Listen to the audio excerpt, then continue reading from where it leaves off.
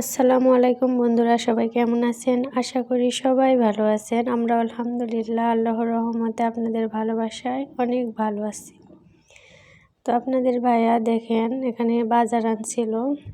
তো বাজারগুলো আমি বের করে নিচ্ছিলাম এক এক করে ব্যাগে থেকে। তো কিছু সবজি আনছিল, মাছ, মুরগি এগুলো আনছিল। এখানে লেবু, বাঁধাকপি একটা পলিতে করে বেঁধে দিয়েছে বাজার থেকে। তো আমি এগুলো পলিটা ছিঁড়ে পরে বের করে নিচ্ছিলাম। এখানে কাঁচামরিচ সহ কয়টা লেবু আর একটা বাঁধাকপিটা অনেক বড় ছিল। আর কিছু সিম, শসা আর পেঁয়াজ এনেছিল। তো ওগুলো আমি গুছিয়ে রেখে এখানে মাছ কাটতে বসে গেছি। তো মাছটা অনেক বড়ই ছিল, বটিতে সেরকম ধার ছিল না, তা অনেক কষ্ট করে কেটেছিলাম। তো মাছটা আমি এভাবে কেটে নেব। মাছটাতে অনেক পরিমাণ তেল হয়েছিল। তো মাছ কেটে ধুয়ে যে এখানে আমি ভাগা করে নিতে বসে গেছি। তো আমি এভাবে বাটিতে করে রাখি।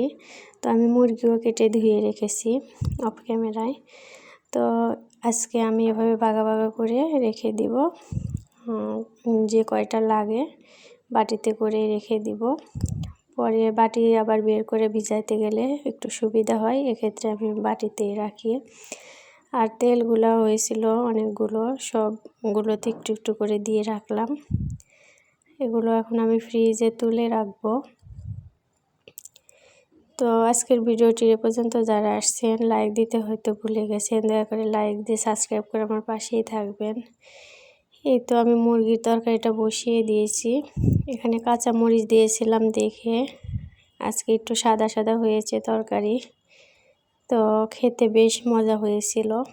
কাঁচা মরিচগুলো অনেক টাটকা ছিল, তাই আমি দিয়ে দিছি এভাবে। তো আজকের ভিডিওটি এ পর্যন্তই। আল্লাহ হাফেজ।